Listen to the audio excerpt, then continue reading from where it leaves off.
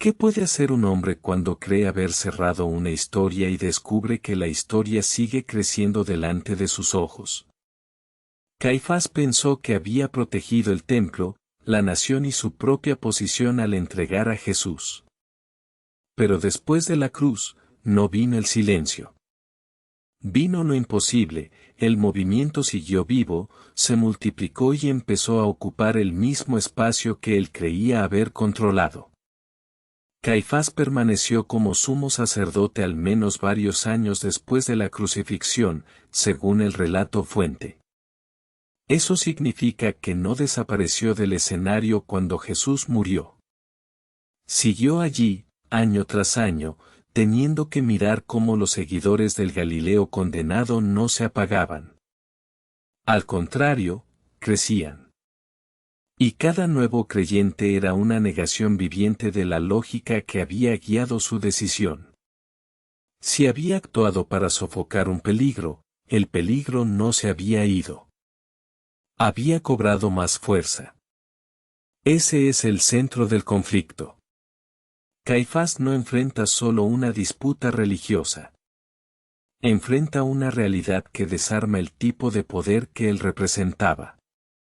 El poder de Caifás dependía del temor, del control del templo y de la capacidad de imponer la última palabra. Pero en los años posteriores a la cruz comenzó a aparecer otra clase de autoridad, una autoridad que no se dejaba intimidar. Cuando los discípulos eran llevados ante el mismo tribunal que había juzgado a Jesús, no entraban quebrados. Entraban hablando con denuedo, con una firmeza que desconcertaba a los gobernantes.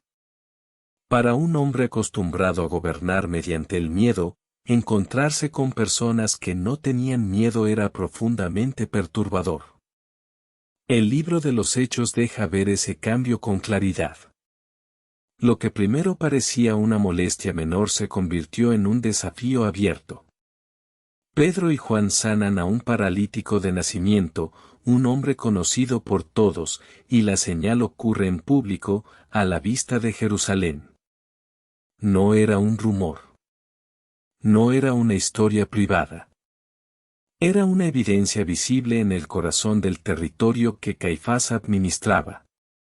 Y entonces Pedro declara que la sanación ocurrió en el nombre de Jesucristo de Nazaret, a quien ellos habían crucificado y a quien Dios había resucitado.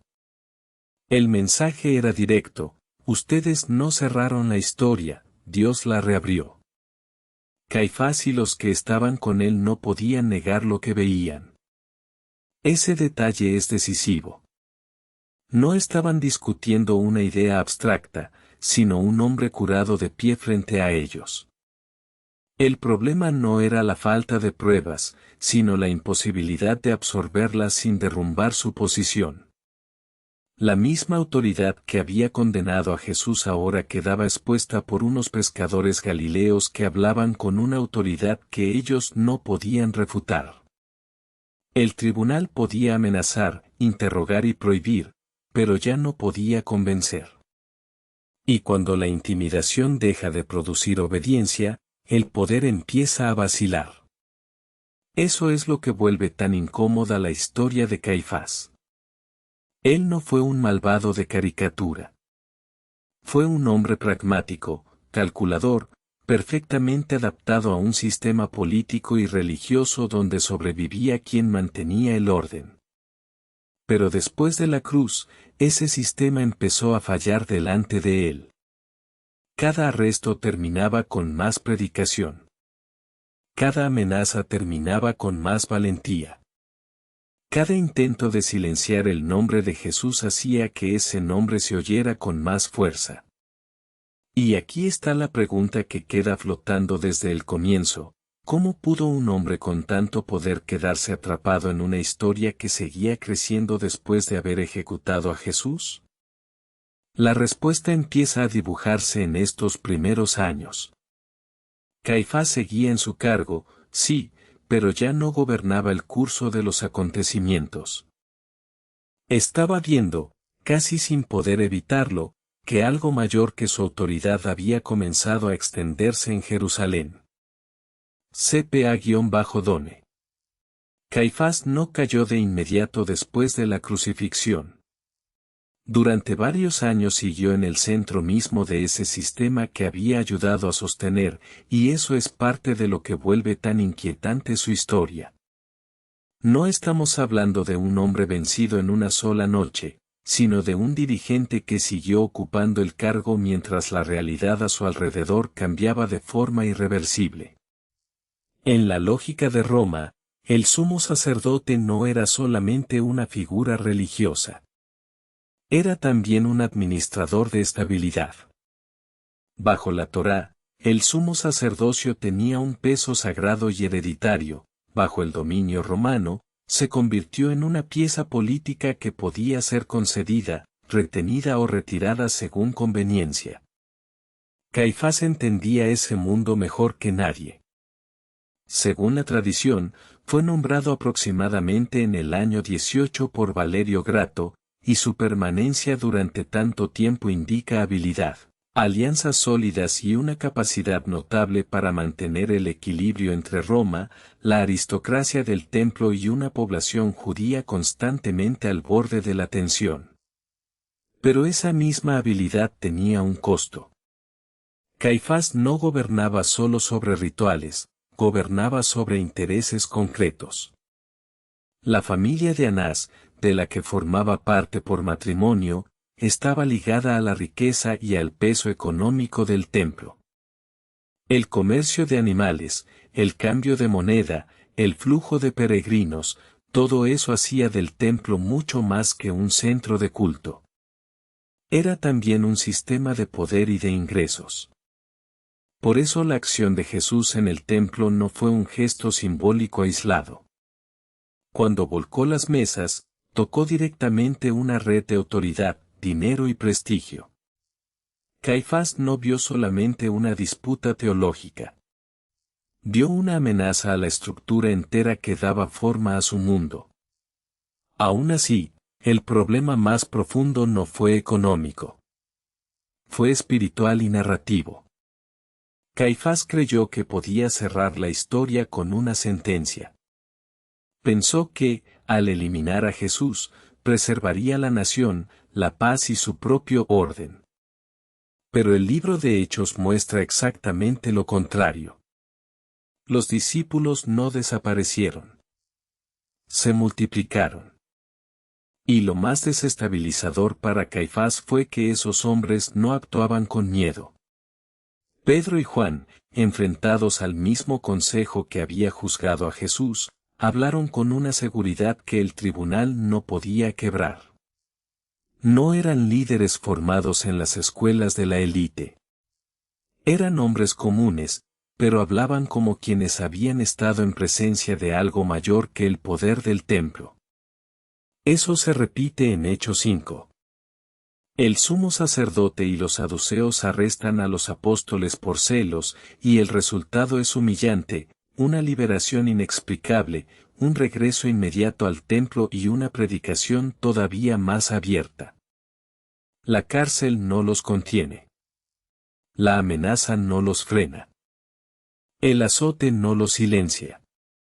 Para Caifás, que había construido su autoridad sobre el temor y el orden, eso debió ser profundamente desorientador. El sistema seguía en pie, pero ya no producía obediencia real. Y luego viene Esteban. Ahí la presión sube otro nivel. Al no poder vencerlo en debate, el Sanedrín recurre a testigos falsos, como antes con Jesús. Esteban, delante de ese mismo tribunal, acusa a sus oyentes de resistir al Espíritu Santo y de haber entregado y matado al justo. La escena es durísima porque coloca a Caifás, o al menos a su círculo inmediato, frente a la repetición exacta del mismo juicio. No hubo revisión moral. Hubo furia. Y esa furia terminó en apedreamiento. Saulo aparece conectado con esa persecución y después recibe cartas del sumo sacerdote para arrestar creyentes en Damasco. La violencia deja de ser local y se vuelve estrategia. Pero incluso ahí la historia se les escapa. Saulo, el agente más prometedor del sistema, termina convertido en Pablo. Desde el punto de vista de Caifás, eso debió parecer la clase de derrota que no se puede corregir con más fuerza. Las fuentes históricas permiten fijar otro dato importante. Flavio Josefo informa que Caifás fue removido por Lucio Vitelio alrededor del año 36, y que Pilato fue destituido en el mismo periodo. No hace falta forzar la interpretación para ver que la influencia de ambos se estaba erosionando. Roma los había usado, luego los reemplazó. En el caso de Caifás, la destitución marcó el final de su capacidad para controlar el templo y convocar al consejo. La casa de Anás siguió influyendo, pero él quedó fuera del cargo que definía su identidad. La arqueología añade una pieza tangible, pero hay que hablar con precisión. En 1990 se descubrió un osario en Jerusalén con la inscripción que se lee como José, hijo de Caifás. Caifás no solo estuvo atrapado por una crisis pública, estuvo atrapado por una crisis de interpretación. El problema ya no era únicamente político. Era teológico, y también personal. Cada vez que los apóstoles sanaban, predicaban o simplemente volvían a aparecer después de una amenaza, la realidad parecía desmentir el cálculo que él había hecho en nombre del orden. Había querido cerrar el caso Jesús, y el caso seguía abierto. Había querido tratarlo como una amenaza controlable, y terminó convirtiéndose en el centro de un movimiento que no dejaba de crecer. Eso ayuda a entender por qué el Nuevo Testamento no presenta a Caifás como un monstruo plano, sino como un hombre real, pragmático, frío, calculador dentro de la lógica de su tiempo. Juan lo deja hablar con esa frase brutal: conviene que un hombre muera por el pueblo. Y el texto, sin absolverlo, añade algo más inquietante: Caifás habló mejor de lo que entendía. Su frase terminó diciendo más que su intención. Pensaba en supervivencia nacional. Juan ve ahí una profecía involuntaria sobre la muerte de Jesús por la nación y por los hijos de Dios dispersos. Ese contraste es uno de los puntos más fuertes de toda la historia. También conviene distinguir lo que sabemos de lo que no. De la vida privada de Caifás después de su destitución no tenemos un retrato sólido. La tradición posterior no conservó una biografía rica sobre sus últimos años. Eso ya dice bastante. Fuera de los relatos bíblicos, de Josefo y del hallazgo arqueológico discutido del osario, hay muy poco terreno firme. Cualquier detalle sobre su estado mental, su arrepentimiento o su retiro pertenece a la especulación. Y hay que decirlo así. Lo que sí se puede afirmar con seguridad es que su cargo terminó, que el sistema del templo que ayudó a sostener cayó con la destrucción de Jerusalén en el año 70, y que el movimiento al que intentó frenar siguió extendiéndose mucho más allá de la ciudad santa. Hay una ironía severa en eso. Caifás administró un orden que parecía estable. Roma lo toleraba, la aristocracia sacerdotal lo respaldaba, y el templo funcionaba como centro religioso y económico. Pero ese equilibrio dependía de una fuerza prestada. Cuando las tensiones aumentaron, no quedó nada permanente. En cambio, los discípulos a quienes él quiso silenciar no tenían ni ejército ni estructura comparable. Tenían testimonio, convicción y una certeza que no se quebró ni con arrestos, ni con azotes, ni con la cárcel. Para Caifás, eso debió de ser lo más difícil de aceptar, que el poder que creía sólido resultaba frágil, y que la autoridad que despreciaba seguía avanzando. Si algo deja esta historia, es una advertencia contra la ceguera del poder religioso cuando se vuelve incapaz de reconocer a Dios delante de sí. Caifás sabía de escrituras, de templo y de política. pero saber no es reconocer. Podía interpretar el riesgo, pero no el cumplimiento. Podía proteger una institución, pero no discernir el momento de Dios. Y cuando llegó la hora decisiva, eligió preservar lo que tenía a la mano antes que rendirse a lo que tenía enfrente. Esa es la caída de Caifás, no solo perder un cargo, sino quedar del lado equivocado de la historia sagrada. Y todavía queda una pregunta abierta. Si un hombre tan bien situado, tan informado y tan poderoso pudo equivocarse así, ¿cuántos otros, alrededor de la cruz, también quedaron marcados por decisiones que en su momento parecían razonables? Hay otro giro que hace todavía más fuerte esta historia. El final de Caifás no quedó en el aire, flotando como una leyenda, sino anclado en una imagen material muy concreta. Aún así, conviene ser precisos. Lo que se puede afirmar con seguridad es que, según Josefo, Caifás fue removido del cargo alrededor del año 36. Lo que se puede afirmar con mucha cautela, y no más allá de eso, es que la tradición arqueológica suele identificar un osario hallado en Jerusalén en 1990 como el de José, hijo de Caifás. La lectura de la inscripción y su atribución al Caifás del Evangelio son ampliamente aceptadas por muchos estudiosos, pero no existe evidencia concluyente de una identificación absoluta. Esa distinción importa, porque la fuerza de la historia no necesita exageración para sostenerse. Si ese osario perteneció realmente a Caifás, el contraste es casi brutal. El hombre que durante años administró el templo, negoció con Roma y presidió el tribunal más temido de Jerusalén terminó reducido a huesos depositados en una caja de piedra. No a una tumba monumental, no a un recuerdo público, no a una memoria intacta en la tradición posterior. Solo a una reliquia discreta, anónima en apariencia, descubierta por accidente siglos después. Mientras tanto, el movimiento que intentó apagar salió de Jerusalén, cruzó fronteras, se mezcló con otras lenguas y acabó atravesando el mundo romano. Ese es el tipo de ironía histórica que no se inventa, se constata. Y sin embargo, el punto más profundo no es que Caifás perdiera poder. Es que su manera de pensar quedó expuesta por completo. Caifás era un hombre de cálculo, de equilibrio, de preservación institucional. Desde su perspectiva, eso no era necesariamente corrupción, era supervivencia nacional bajo una ocupación dura.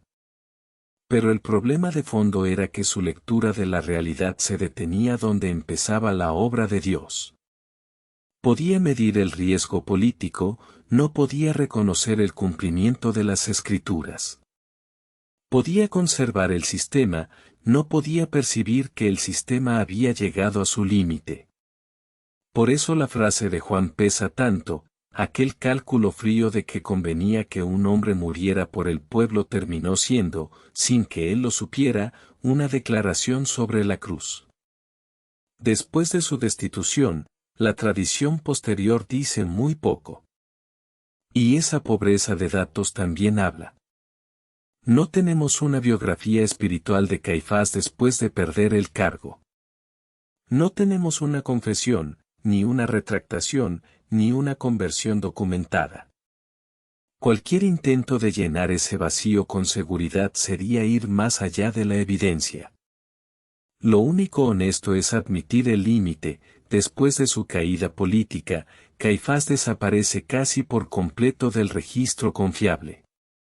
Su figura queda congelada en el momento en que creyó haber resuelto el problema de Jesús, justo antes de que la historia demostrara lo contrario.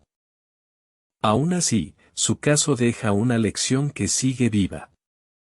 No basta con saber mucho sobre religión, política o estabilidad social para reconocer a Dios cuando aparece en una forma inesperada. Caifás conocía el templo, las alianzas, las costumbres y la presión romana.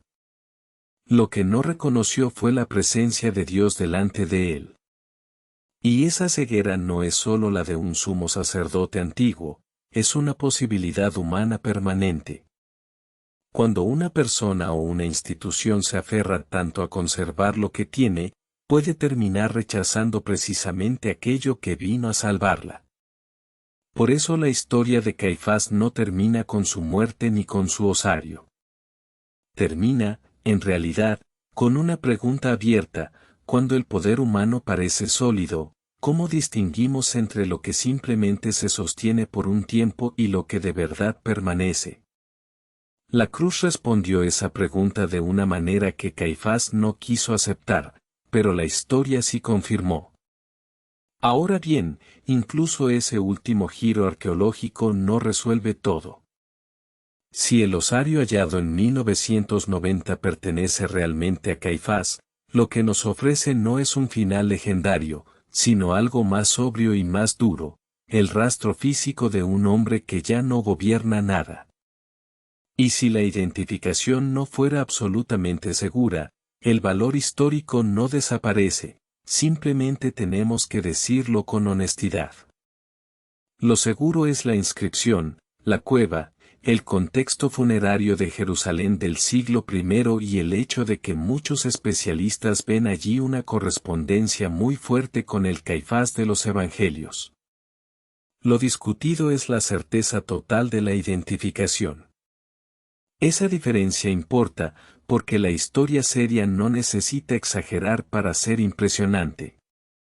Lo que sí podemos afirmar con firmeza es que, después de su destitución alrededor del año 36, el resto de la vida de Caifás queda en silencio.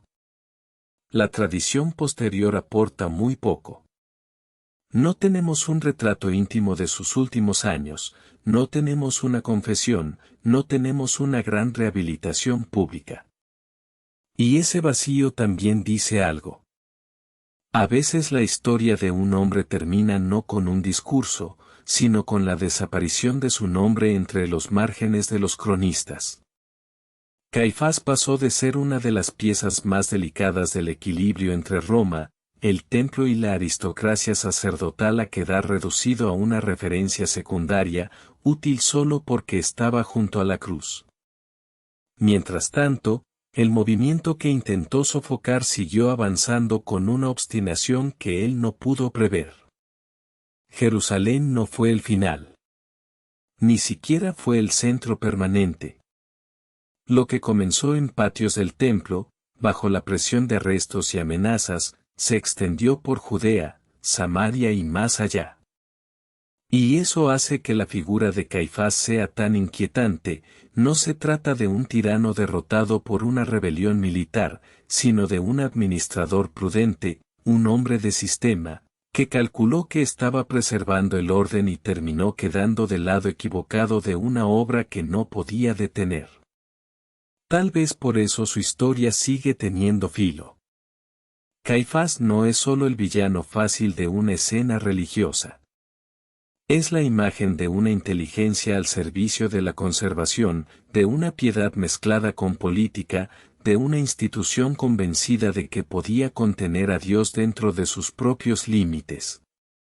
Y la cruz deshizo ese cálculo. Jesús fue crucificado, sí, pero el resultado no fue el cierre de la historia, sino su apertura. Los testigos crecieron, la predicación avanzó y la autoridad que parecía definitiva empezó a perder peso delante de algo que no podía controlar. Al final, lo más honesto es mantener separadas las capas de la evidencia. Del texto bíblico sabemos que Caifás presidió el juicio, que siguió en el cargo durante un tiempo, y que la oposición al movimiento de Jesús se intensificó después de la crucifixión. De Josefo sabemos que fue removido por Vitelio hacia el 36. Del osario tenemos una identificación muy plausible, pero no indiscutible. Y de su vida interior, después de todo eso, solo podemos inferir con cautela que estuvo marcada por la tensión entre poder, pérdida y una historia que no dejaba de crecer alrededor del nombre que él quiso apagar. Por eso la pregunta final no es solo qué pasó con Caifás. La pregunta es qué hacemos nosotros con un hombre que creyó estar defendiendo la nación y terminó enfrentando un reino más grande que su propia lógica. Porque, en última instancia, su caída no demuestra solo que el poder humano es frágil. Demuestra que hay decisiones que parecen sólidas en su momento y, sin embargo, no resisten el paso de la historia cuando Dios está obrando delante de todos. CPA-Done. Y después de todo eso, Caifás no quedó como un vencedor.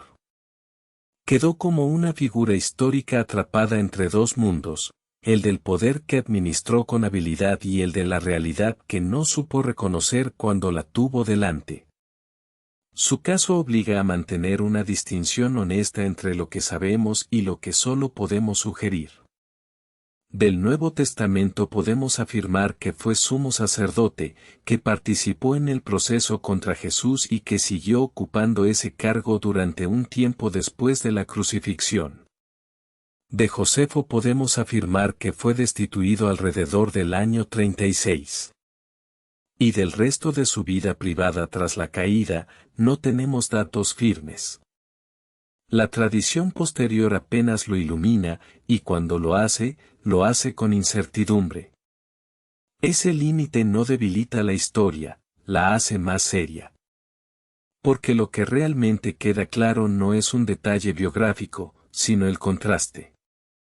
Caifás representó una lógica de conservación, de cálculo, de contención. Quiso preservar una nación, un templo, una estructura. Pero la historia que trató de cerrar siguió creciendo exactamente allí donde él pensó que terminaba. La iglesia no se apagó en Jerusalén. Se expandió. Los nombres de los discípulos cruzaron fronteras. El templo cayó. El sistema sacerdotal desapareció. Y el hombre que creyó estar defendiendo el futuro terminó viviendo dentro de una memoria mucho más pequeña que el movimiento que intentó frenar. También conviene decirlo con precisión, Caifás no fue una caricatura plana de maldad. Fue algo más inquietante. Fue un hombre pragmático, competente, ajustado a su tiempo, capaz de razonar dentro de una lógica política que parecía sensata. El problema fue que esa lógica no alcanzó a leer lo que estaba ocurriendo delante de él. Cuando Jesús estaba frente a él, no vio al cumplimiento de las promesas de Dios. Dio una amenaza. Y cuando los apóstoles siguieron hablando, sanando y dando testimonio, no vio una obra divina. Vio desorden. En ambos casos, su error fue el mismo: confundir la supervivencia del sistema con la verdad de Dios. La lección es incómoda porque no habla solo de un sacerdote del siglo I. Habla de la facilidad con la que una persona puede quedar tan comprometida con su propio marco de control que ya no reconoce a Dios cuando irrumpe fuera de ese marco. Habla de lo frágil que es una autoridad que depende del miedo. Habla de cómo una decisión tomada para salvar algo puede terminar acelerando su ruina cuando está en contra del propósito de Dios. Y ahí está el centro de la historia. Caifás creyó que estaba cerrando una amenaza. En realidad estaba sirviendo, sin quererlo, a una obra que iba mucho más lejos que él. Su caída no fue solo la de un funcionario religioso. Fue la caída de una manera de mirar el mundo. Si Jesús resucitó, entonces el templo no era el final, el poder romano no era definitivo y el cálculo humano no tenía la última palabra. Esa es la grieta que atraviesa todo el relato. En el próximo video podemos seguir esa grieta por otro ángulo, el de los otros hombres que participaron en el juicio de Jesús y terminaron también absorbidos por decisiones que parecían sólidas, pero no resistieron la historia. Porque cuando uno empieza a mirar de cerca a Caifás, Pilato, Anás y el resto del proceso, aparece una verdad más amplia y más dura. Nadie sale intacto cuando se coloca frente a Dios y decide tratarlo como un problema administrativo.